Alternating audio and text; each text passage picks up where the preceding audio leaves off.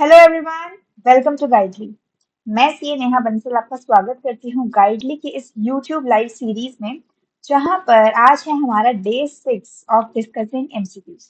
यहाँ पर हमने टारगेट ये लेके चला है कि एग्जामिनेशन तक डेली बेसिस पर कुछ एमसीक्यूज हम डिस्कस करेंगे, जिनका टोटल मे बी 1500 प्लस हो जाएगा, कंसिडरिंग ऑल द सब्जेक्ट्स। ठीक है, तो बाकी सब्जेक्ट्स के रिविजन जिस तरह से हो रहे हैं उन्हें चलने देते हैं, और फिलहाल कुछ टाइम ब्लॉक करते हैं हम सिर्फ और सिर्फ एएफएम के लिए।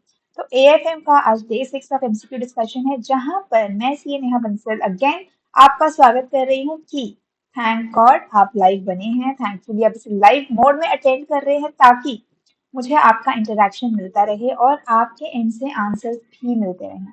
इससे स्टूडेंट्स फायदा ये होगा कि आप लोग भी रिलेट कर पाएंगे और आप लोग अपना परफॉर्मेंस इवेल्युएट कर पाएंगे कि आप कहाँ तक इसमें पहुंच चुके हैं, कितना आप इसे समझ चुके हैं, राइट? सो अब क्या मेरी आवाज आप तक क्लियरली पहुंच पा रही है? प्लीज कंफर्म कर दीजिए, audio video both. Okay fine. तो अब हम डिस्कशन शुरू कर सकते हैं। इससे पहले अपने कैलकुलेटर्स लेकर बैठ जाइए। देखिए, बिना कैलकुलेटर्स के ये लेक्चर अटेंड करना कोई मीनिंगफुल नहीं होने वाला है, बिकॉज अल्टीमेटली एग्जामिनेशंस में ना आपको कैलकुलेटर्स पर सारे सम सॉल्व करने होंगे, जो जो आपके प्रैक्टिकल क्वेश्चंस आएंगे। और वहां पर जरूरत है कि आपके हाथ बिल्कुल स्मूथली कैलकुलेटर को पहचाने और उसे वर्क कर सके। तो कैलकुलेटर्स के साथ फ्लेक्सिबल हो जाएं ताकि आप उसके साथ एडजस्ट कर पाएं। So I would strongly recommend कि आप कैलकुलेटर्स लेकर ही बैठें। Okay, so now we can begin.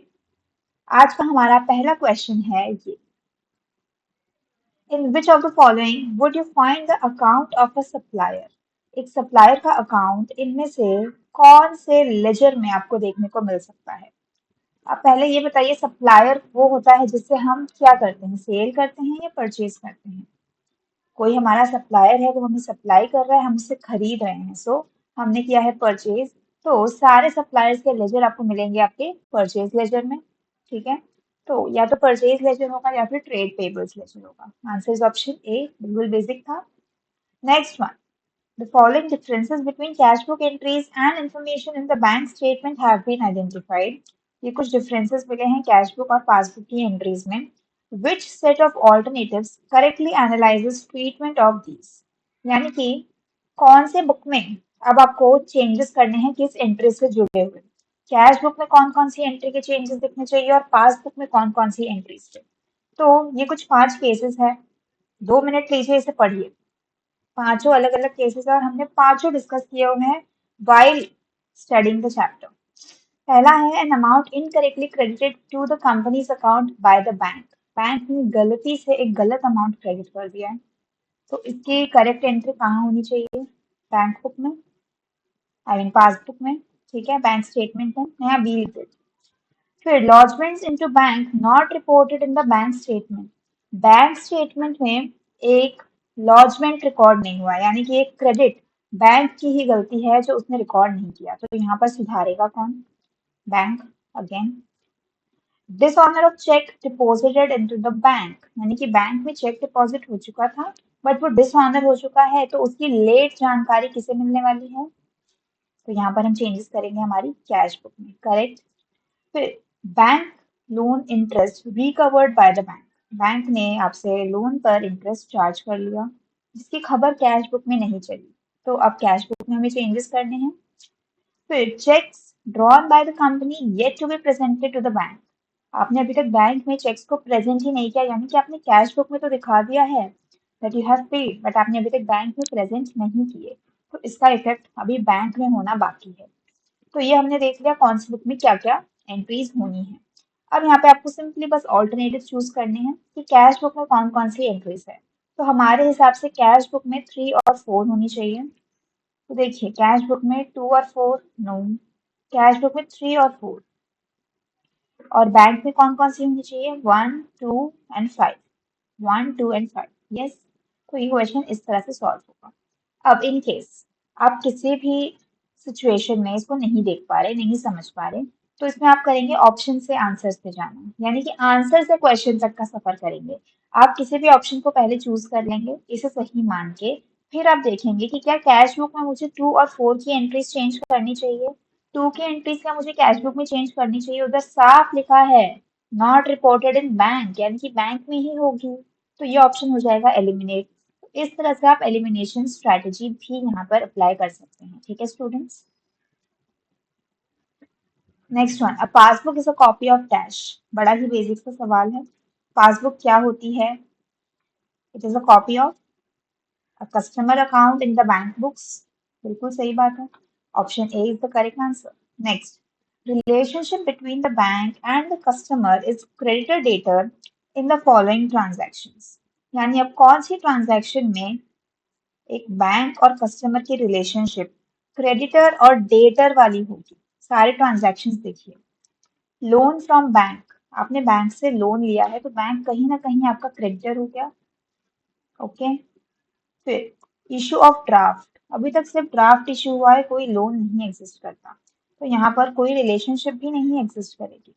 Debit balance in cash credit या ओवरड्राफ्ट अकाउंट, यानी कि आपने ओवरड्राफ्ट लिया हुआ है बैंक से, तो अगेन बैंक आपका क्रेडिटर हो गया। सही बात है।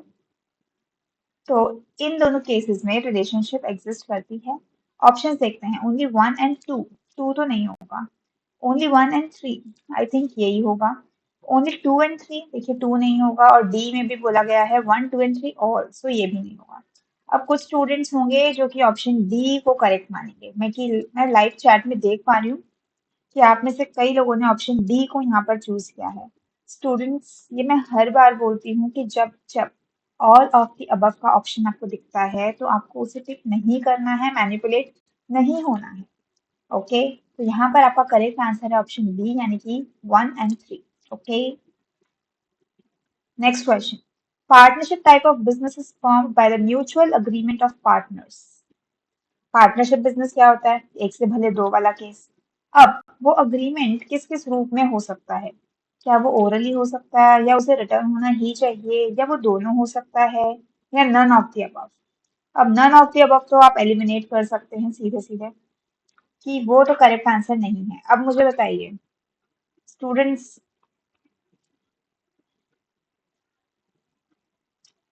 मैं देख पा रही हूँ कुछ लोगों ने बी लिखा है और कुछ ने सी लिखा है।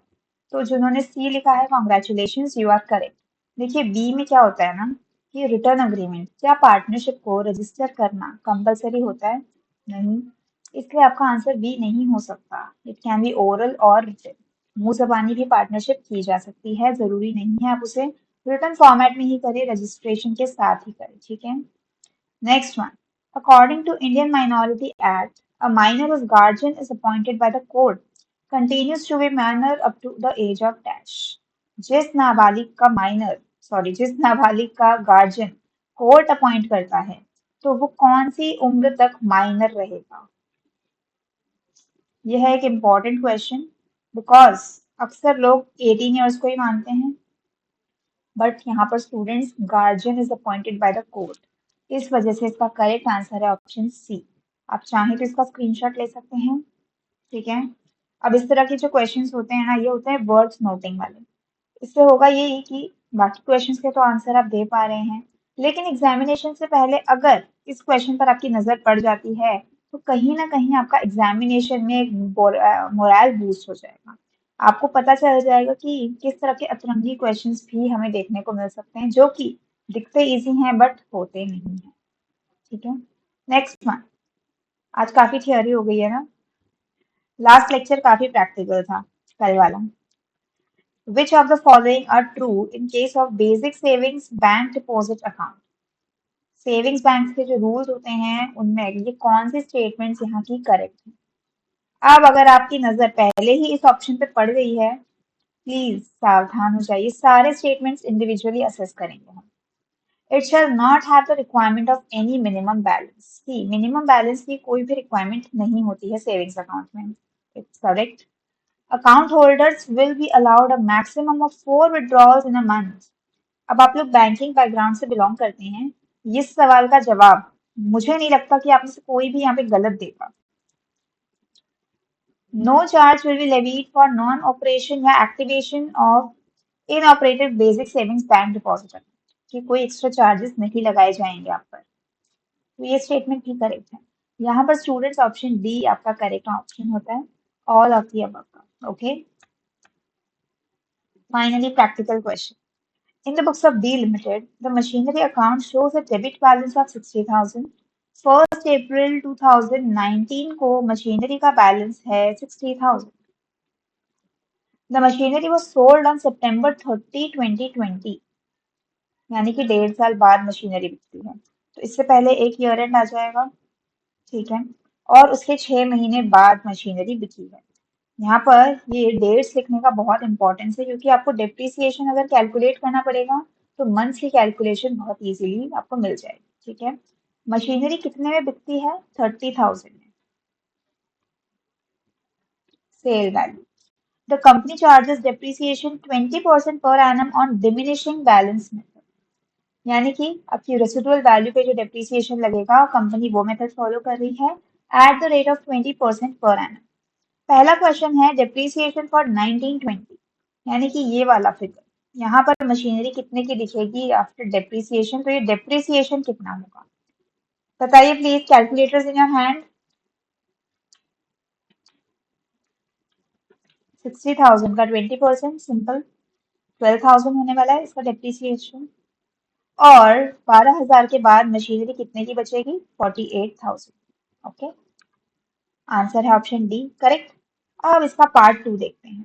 डेप्रिसिएशन फॉर 2021, 2021 में कितना डेप्रिसिएशन लगेगा? क्या पूरे 2021 मशीनरी आपके पास मौजूद थी, या सिर्फ आधे ही साल तक मौजूद थी? सिर्फ 6 महीने ही मौजूद थी, राइट। सो इस बार हम पूरा 20% नहीं लगाएंगे। पहली बात तो कौन से फिगर पे लगता है? डिमिनिशिंग बैलेंस में जो डेप्रिसिएशन होता है वो हमेशा आपकी ईयर एंड वाली फिगर पे लगेगा। तो 48,000 पे हमें लगाना है 20% पर एनम, लेकिन हम कितने मंथ्स का लगाएंगे? सिर्फ 31 मार्च से 30 सितंबर, यानी कि 6 months out of 12 months, correct. So यहाँ पर आंसर आएगा आपका 4,800, ऑप्शन सी, करेक्ट। नेक्स्ट, अब आपका जो प्रॉफिट या लॉस ऑन सेल है वो कितना आएगा बताइए। 30 सितंबर को मशीनरी की वैल्यू क्या होगी? 48,000 में से 4,800 लेस कर दें तो ये है इसकी बुक वैल्यू 43,200। और मशीनरी बिकती कितने में है? मात्र 30,000 में। तो यहाँ पर आपको हो गया है लॉस कितने का? 13,200, ऑप्शन बी। क्लियर था? इस टाइप का प्रैक्टिकल क्वेश्चन बहुत इजीली होता है एस, और एग्जामिनेशन में अगर आ भी जाता है तो देखिए 3 क्वेश्चंस के आंसर दे के चला गया ये क्वेश्चन। तो बस आपको क्वेश्चन सही से समझना है और अपने प्रिंसिपल्स को सही से उस पर अप्लाई करना है। आप बहुत अच्छे से इसको फेस कर लेंगे, ठीक है।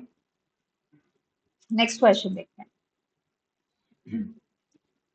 A high turnover of accounts receivable, which implies a very short day sales outstanding, could indicate that the firm। अभी क्वेश्चन कहना क्या चाह रहा है? ये कहना चाह रहा है कि आपके बहुत सारी क्रेडिट सेल्स होती हैं और आपका डेटर टर्नओवर रेशियो बहुत हाई है, यानी कि आपकी बुक में आउटस्टैंडिंग सेल्स बहुत कम है, आप टाइम पर इनसे अपने पैसे वसूल कर पा रहे हैं। तो वो चीज क्या बता रही है आपको? इनमें से कौन सा ऑप्शन यहाँ पर आपको करेक्ट दिखने वाला है? हैज अ रिलैक्स्ड या लीनियंट क्रेडिट पॉलिसी, क्या हमारी क्रेडिट पॉलिसी यहाँ पर लीनियंट दिख रही है? लीनियंट होती तो हमारा क्रेडिट साइकिल लंबा लंबा चलता, हमारे बहुत सारे क्रेडिट सेल्स आउटस्टैंडिंग रहते जिनसे हमें पैसे लेने हैं, अभी तक हमें लिए नहीं होते। तो ये तो नहीं होने वाला है। ऑफर स्मॉल डिस्काउंट, क्या हम कम डिस्काउंट देते हैं? इससे ये पता चल रहा है? बिल्कुल नहीं पता चल रहा है।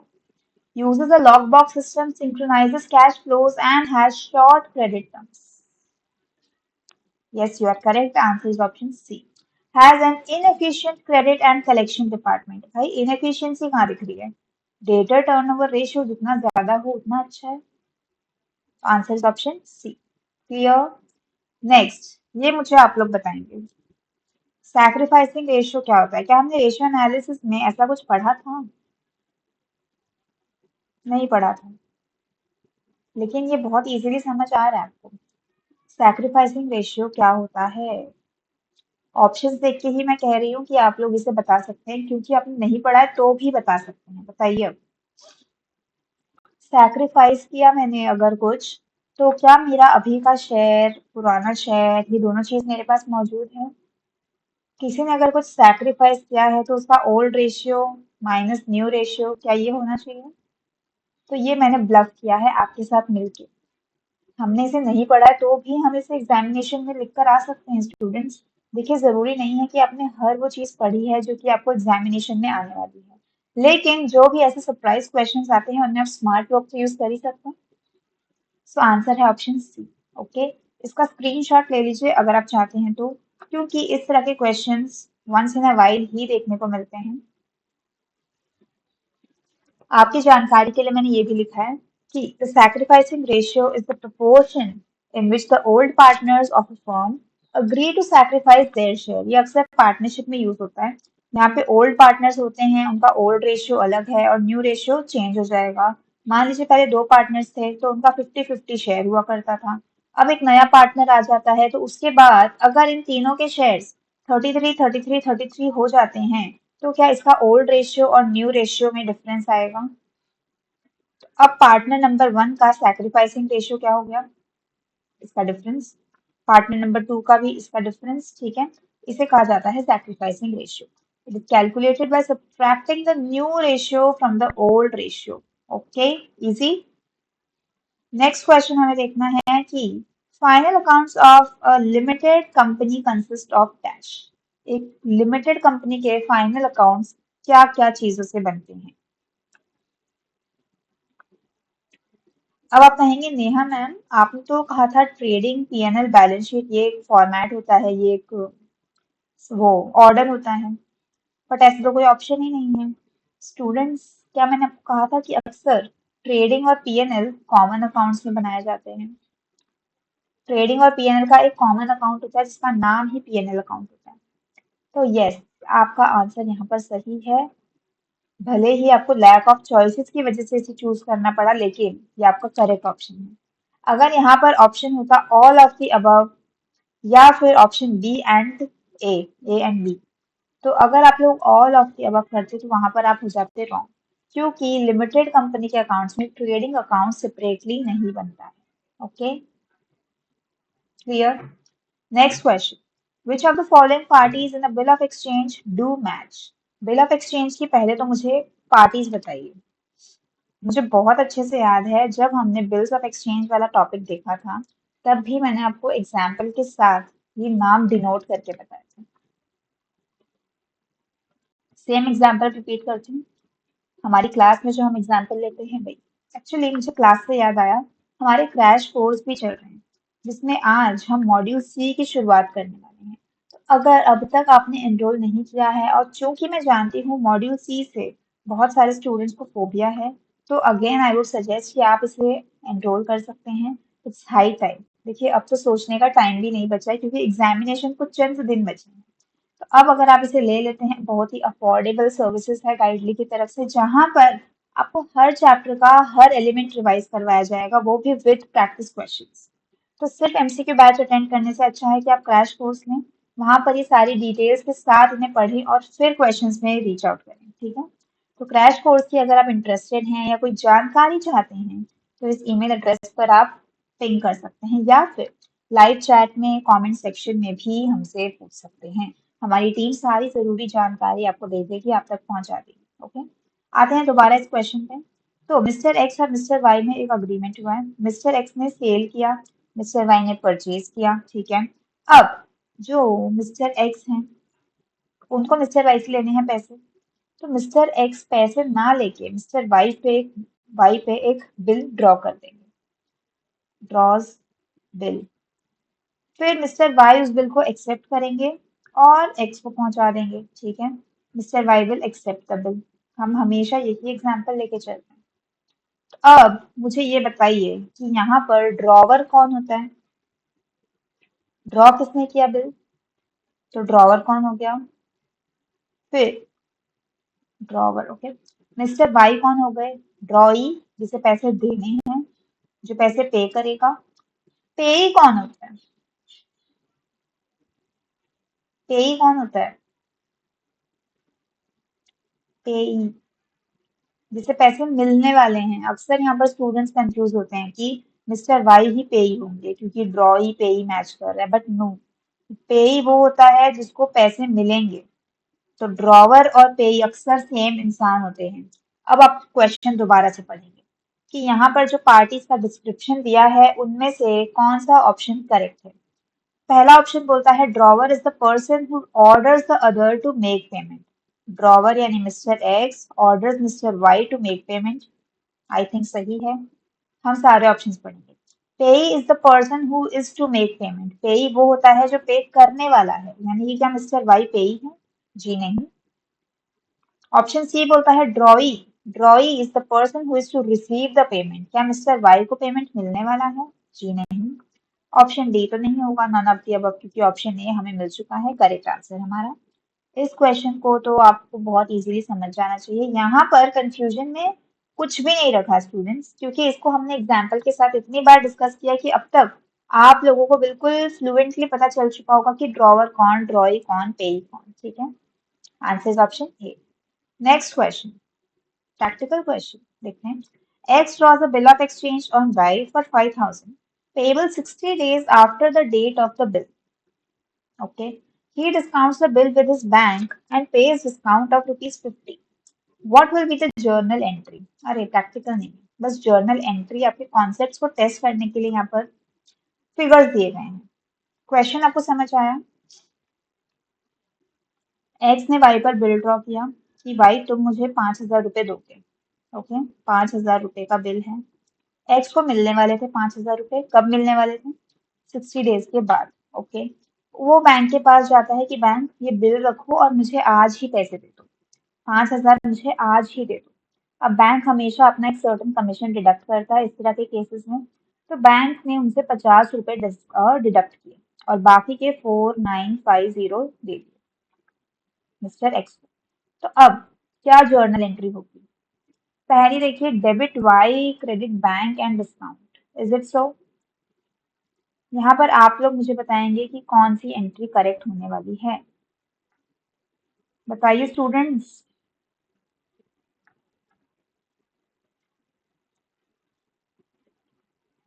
आई नो जर्नल एंट्रीज के मामले में आप लोग इतने फ्लुएंट नहीं है, लेकिन कॉन्सेप्ट्स तो आप लोग के क्लियर है ना? Yes yes, I am waiting for the answers.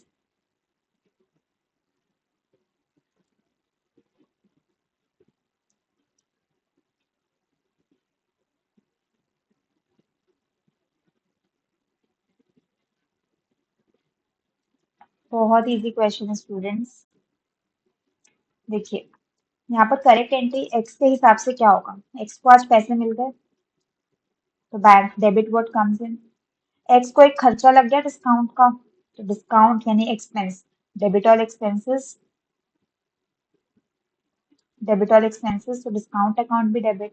सामने एक्स के पास से कौन सा असेट है जो चला गया? Bills receivable. Credit what goes out, bill receivable goes out. तो ये हो गया आपकी करेक्ट जर्नल एंट्री। और अगर मैं अमाउंट की बात करूँ, देखिए एक्स को मिलेंगे 4,950, एक्स को खर्चा हो गया 50 रुपए का, और एक्स का बिल था 5,000 का जो कि चला गया। सो यहाँ पर कौन सी एंट्री मुझे यहाँ पर ये दिखा रही है?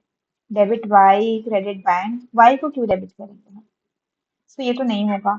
Debit bank and discount credit bills receivable, I think यही करेक्ट आंसर है। Debit bills receivable credit bank and discount, ये तो उल्टा हो जाएगा। Debit bills receivable and discount and credit bank, ये भी रॉन्ग।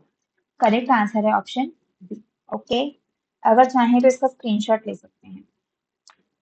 Option B, B. ठीक है। Now next question, which among the following statements is not true? कौन सी स्टेटमेंट यहाँ पर सही नहीं है? ये अगेन ड्रॉई और पेई वाले एग्जाम्पल का है। देखिए, amount of bill is received by पेई। पेई है जिसे पैसे मिलते हैं, हाँ जी मिलते हैं। ड्रॉई is the maker of the bill, जो बिल ऑफ एक्सचेंज बनाता है। वापस एक्स और वाई का एग्जाम्पल लिया है, एक्स सेलर है, ये हमारे बायर हैं। एक्स ने बिल बनाया तो एक्स था हमारा ड्रॉवर, वाई था हमारा ड्रॉवी, जिससे पैसे मिलेंगे वो बनता है पेई। सो ऑप्शन बी हो जाता है इनकरेक्ट। ठीक है, यानी कि इस क्वेश्चन में जो मांगा गया है वो है आपका आंसर ऑप्शन बी। जो रॉन्ग स्टेटमेंट है वो बोल रही है कि drawee is the maker of bill, so no, drawee is not the maker of bill. Acceptance by the drawee is compulsory in usance bill, yes. By का यहाँ पर बिल एक्सेप्ट करना बेहद जरूरी होता है, तो ये भी एक करेक्ट स्टेटमेंट है। फिर before acceptance of a bill the drawee is not liable on the bill, हाँ, जब तक वाई एक्सेप्ट नहीं करेगा तब तक उसकी लाइबिलिटी नहीं बनेगी, ये भी करेक्ट है। करेक्ट आंसर है यहाँ पर आपका ऑप्शन बी, जो कि आपका इनकरेक्ट स्टेटमेंट था जो हमें ढूंढना था। Next, accounting entry required when the bank advises that a bank loan has been approved. Bank loan approve होने पर बैंक कौन सी जर्नल एंट्री पास करेंगे? लोन अप्रूव हुआ है अभी, तो क्या जर्नल एंट्री होने वाली है? बैंक नहीं, हम। अगर हमने बैंक से लोन लिया है तो हम कौन सी जर्नल एंट्री पास करते हैं? चलिए, लोन लेके हमारी एक लाइबिलिटी तो आ चुकी है, तो हमारी जर्नल एंट्री में जो यहाँ होगा ये तो होगा बैंक लोन, यानी हमारी लाइबिलिटी बन गई है, हमने बैंक लोन लिया है। तो जिस जिस एंट्री में क्रेडिट हो रहा है बैंक लोन, आप उसको तो सिलेक्ट कर सकते हैं, credit bank loan, credit bank loan, credit bank, credit cash, ये हो जाएंगे एलिमिनेट। अब बताइए प्लीज ऑप्शन ए और बी कि हमें डेबिट क्या करना है, कैश अकाउंट या बैंक अकाउंट? हमने लोन लिया तो यूजुअल केस में क्या बैंक आपको कैश देंगे या आपके अकाउंट में क्रेडिट कर देंगे उस अमाउंट को? Yes, answer is option B. Bank हमारे ही अकाउंट में उस अमाउंट को क्रेडिट कर देते हैं और हमने सामने लोन की एंट्री पास कर दी है, ठीक है। हमें फिजिकल कैश, हार्ड कैश मिले ऐसा जरूरी नहीं होता, ठीक है students. Cash flow statement is also known as dash. Cash flow statement को और किस नाम से जाना जाता है, बताइए। बिल्कुल सही जवाब, option C is the correct answer. आज का लास्ट एमसीक्यू हमारा ये होने वाला है, profit for the objective of calculating a ratio may be taken as dash. किसी भी रेशियो के पर्पस के लिए अगर आप कोई प्रॉफिट कैलकुलेट कर रहे हैं तो वो प्रॉफिट कौन सा हो सकता है? Profit before tax but after interest, profit before tax and interest, profit after interest and tax, या ऑल ऑफ द अबव। अब देखिए स्टूडेंट्स, हर रेशियो की ना डिमांड अलग अलग होती है। किसी रेशियो में हम पीबीटी यूज करते हैं, प्रॉफिट बिफोर टैक्स। किसी रेशियो में हम ईबीआईटी यूज करते हैं, earnings before interest and tax, okay. और किसी में अर्निंग्स आफ्टर टैक्स भी यूज होता है। तो यहाँ पर आपका आंसर होने वाला है ऑल ऑफ दी अबव, यानी जो जो रेशियो डिमांड करते हैं हम वो सारे प्रॉफिट्स कैलकुलेट कर सकते हैं, सारे यूज कर सकते हैं। सो यहाँ पर आपका करेक्ट आंसर हो जाएगा option D. I hope I am pretty clear. बिल्कुल सही जवाब। और इसी के साथ हम आज का सेशन यहाँ एंड करते हैं। अगर आपको कोई भी डाउट है तो प्लीज प्लीज कमेंट सेक्शन में पिंग कर दीजिएगा। कोई भी एमसीक्यूज अगर आप स्पेसिफिकली चाहते हैं कि हम उस चैप्टर के एमसीक्यूज ही डिस्कस करें तो भी आप कमेंट्स में रीच आउट कर सकते हैं। इस ईमेल एड्रेस पर भी आप अपने सारे डाउट्स लेकर आ सकते हैं, ठीक है। सो बाय वरी व्हेन काइटली इज हियर। इसी के साथ मैं इस सेशन को यहाँ एंड करती हूँ। आज था हमारा डे 6 ऑफ एमसीक्यूज, जो कि मुझे लग रहा है आप लोगों को बहुत पसंद आ रहा होगा। इसी तरह से ये सीरीज जारी रहेंगी। Please keep reaching out to us, हमारे टेलीग्राम चैट को फॉलो कर लीजिएगा, क्योंकि वहां पर बहुत जरूरी नोटिफिकेशंस आती रहती हैं। आपकी एग्जामिनेशन से जुड़ी हुई डिटेल्स भी आपको वहां मिल सकती हैं। एंड यूट्यूब पर भी आप इस चैनल को सब्सक्राइब, फॉलो सब कर सकते हैं, क्योंकि यहाँ पर भी शॉर्ट्स वगैरह आते हैं जहाँ पर जरूरी डिटेल्स, जरूरी नोटिफिकेशंस आपके साथ शेयर कर दिए जाएंगे, ठीक है। तो इसी के साथ good bye, good luck, thank you, C A Neha Bansal signing off, have a nice day.